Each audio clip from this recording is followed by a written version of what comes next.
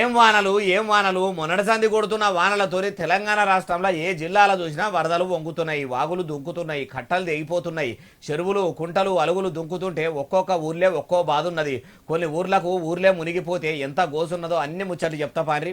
ఆగకుండా దంచి కొడుతున్న వానలతోని మెదక్ జిల్లా హవేలీ గణపురం మండలము దూప్ సింగ్ తండాల అన్ని ఇండ్లకు నీళ్లు వచ్చి చేరే వరకల్లా అక్కడి ప్రజల పానాలు అరికాలల్లో పెట్టుకొని అందరు పోయి పక్కపక్కకే ఉన్న బంగ్లాల మీదెక్కి కాపాడుండ్రి కాపాడుండ్రి మా పానాలు కాపాడుండ్రి అని మొత్తుకునే కాడికి వచ్చింది.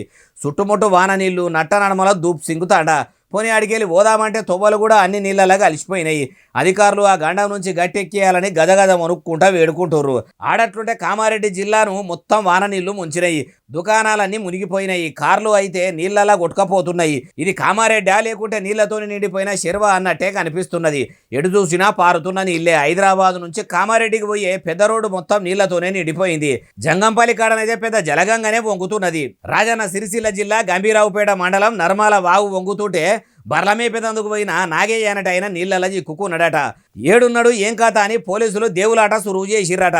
కామారెడ్డి జిల్లా నిజాం సాగర్ మండలము బొగ్గు గుడిసే వాగుల 10 మంది కూలినాలి చేసుకునేటోళ్ళు చిక్కుకుంటే వాళ్ళను బయటకు తెచ్చేదందుకు అధికారులు ఇట్లా పడవలు తయారు చేసుకొని వాళ్ళను కాపాడేందుకు బయలుదేరిర్రు.